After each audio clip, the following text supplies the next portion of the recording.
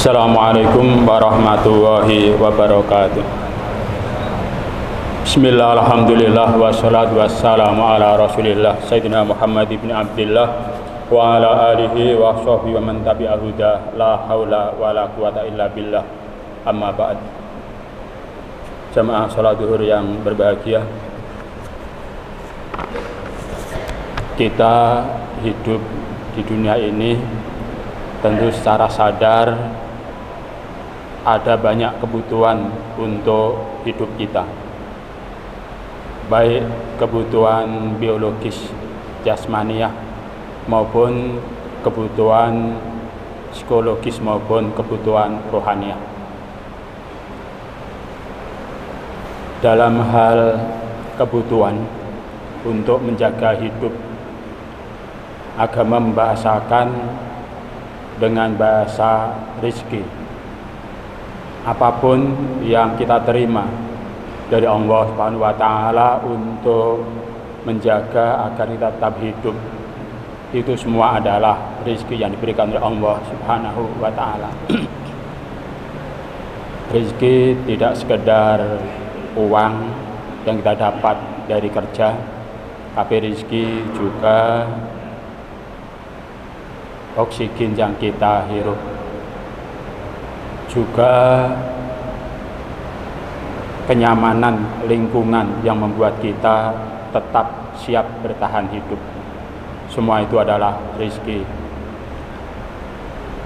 Ada ayat Al-Quran yang memberikan jaminan kepada siapapun manusia, bahkan seluruh makhluk hidup, semua telah dijamin rizkinya oleh Allah Subhanahu wa Ta'ala untuk mulai hidup sampai akhir hidupnya. Allah berfirman, wa ma min dabbatin fil ardi illa 'ala Allahi rizquha. Tidak ada yang bergerak di atas bumi, artinya makhluk hidup, kecuali Allah menjamin rizkinya. Ayat ini kalau ditelisik pada penafsiran ulama, ada yang memahami bahwa apapun yang diterima oleh manusia dari awal hidup sampai akhir hidupnya itu rizki dari Allah Subhanahu wa Ta'ala. Baik yang secara lahir yang melakukan usaha-usaha untuk itu, maupun yang tidak melalui usaha-usaha yang dia lakukan.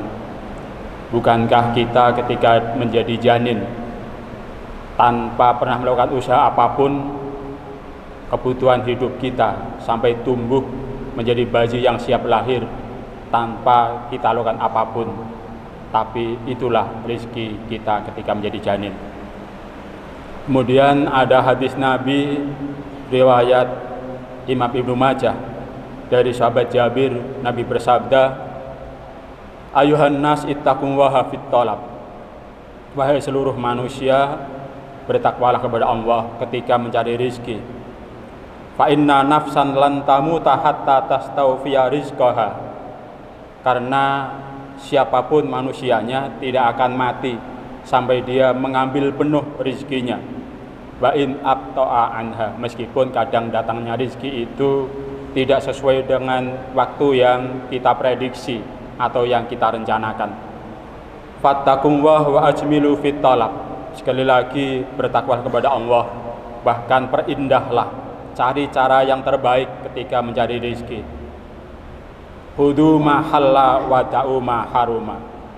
Ambil yang halal saja dan pantang, jangan sampai mengambil yang haram, termasuk menggunakan cara-cara yang haram. Dari dua dalil tersebut kita bisa memahami bahwa muslim mukmin seharusnya meyakini bahwa siapapun selama hidupnya itu sudah dijamin rezekinya oleh Allah, sehingga tidak layak kalau seseorang itu sampai merasa khawatir dalam hidupnya nanti tidak mendapatkan rezeki, apalagi sampai putus asa ketika dalam kondisi yang secara keekonomian agak kesulitan. Kemudian dalam realitas hidup kita bisa melihat rezeki seseorang itu ada yang begitu melimpah, seakan apapun yang dia lakukan menghasilkan rezeki. Sementara ada pihak lain yang rezekinya sedikit sulit, meskipun dia sudah bersusah payah mencari rezeki. Orang Jawa bilang awan gawe bengi, bengi gawe awan. Tidak mengenal waktu untuk melakukan usaha, tapi tetap saja fakir ada. Dan itu memang bagian dari takdir manusia yang ditetapkan Allah SWT. Allah menyatakan yabsutur rizqa liman yasha wa yaqdir. Allah memberikan keluasan, kelapangan rezeki pada yang dia kehendaki. Tapi di sisi lain Allah memberikan rezeki yang sedikit kepada orang yang dikehendaki pula. Itu adalah realitas. Karena itu kita bisa melihat orang dari background keterampilan yang sama, dari background pendidikan yang sama, tetapi rezekinya beda. Bahkan orang yang dalam status kepegawaian, mungkin golongan dan apapun yang dipertimbangkan untuk pembayaran gaji sama, tetapi nanti bisa dilihat rezekinya ternyata beda, karena rezeki memang lebih luas dibanding penghasilan dalam bentuk gaji dan seterusnya. Ada pula dalam realitas orang yang bahkan seakan-akan tidak melakukan amal usaha ekonomi, tidak kerja. Contoh seorang yang ulama karismatik, waktunya habis untuk dakwah, waktunya habis untuk mengelola pesantrennya, pagi, siang, sore, malam, tiap waktu, 5 waktu sholat itu juga 5 waktu untuk ngaji, sehingga waktu tinggal sedikit untuk istirahat dirinya sendiri, apalagi waktu untuk mencari rezeki. Tapi ternyata dia berkecukupan, punya anak berapa, ternyata juga bisa memenuhi kependidikannya dengan baik, rezekinya ternyata juga bahkan lebih baik dibanding orang lain. Yang demikian ini dalam bahasa ulama sufi disebut sebagai makom tajrid. Orang yang tidak melepaskan diri dari amal usaha keekonomian, secara lahir tidak melakukan usaha-usaha mencari rezeki, tapi ternyata rezekinya tetap saja lancar bagi yang bersangkutan. Tanda-tanda orang yang sudah diposisikan oleh Allah Subhanahu wa ta'ala makom tajrid adalah siapapun yang ketika tidak melakukan amal usaha tajrid, amal usaha keekonomian, ternyata rezekinya tetap lancar. Secara psikologis kejiwaan dia tetap saja qanaah, bisa menerima apa yang dia terima, baik ketika banyak maupun ketika sedang menurun. Untuk amal ibadahnya juga tetap lancar. Bahkan gangguan mentalitas keagamaan seperti tamak, kepingin diberi orang lain juga tidak mengganggu dia. Maka orang yang demikian itu memang benar-benar sudah diposisikan oleh Allah dalam makom tajrid. Dia banyak waktu untuk ibadah, baik ibadah dohir seperti sholat, puasa, baca sholawat dan seterusnya. Bahkan juga ibadah batin, ibadah kerohaniannya, seperti dia zikir dalam keheningan, zikir khafi, lisan tidak baca zikir apapun, tetapi hatinya tetap tersambungkan kepada Allah Subhanahu wa ta'ala. Seakan-akan hatinya selalu ada bisikan Allah, Allah, Allah secara rohani. Ketika dia ngaji, ketika dia bermuamalah, bahkan ketika apapun dia lakukan, zikirnya tetap selalu jalan. Itu orang yang ada dalam makom tajrid. Tetapi secara umum orang itu secara kebanyakan ada dalam makom asbab. Artinya perlu secara dohir melakukan usaha-usaha keekonomian, perlu kerja, entah ke pasar, ke kebun, ke pabrik, atau ke kantor sebagai PNS maupun pegawai swasta. Bahkan orang Jawa ada membuat istilah kemlawe, kemlamet. Kemlawe itu artinya tangan melakukan usaha, bergerak, berbuat. Kemlamet artinya bisa makan sesuai dengan apa yang dibutuhkan, bahkan apa yang diinginkan. Mengapa? Karena rezekinya, income-nya berjalan baik setelah dia melakukan usaha-usaha keekonomian.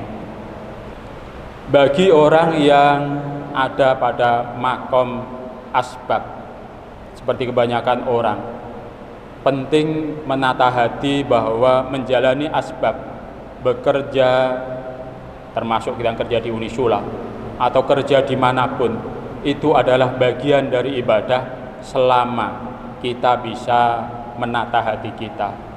Kerja dengan tetap memperhatikan kewajiban keagamaan kita. Waktu sholat, sholat. Kalau Ramadan meski kerja sambil lapar-lapar tetap saja, puasa berjalan, kerja juga berjalan. Kalau memang penghasilan cukup sampai 1 nisab, ya membayar zakat. Kalau tidak sampai nisab, ya ada kesadaran untuk sedekah sesuai dengan yang dimungkinkan menurut perhitungan masing-masing.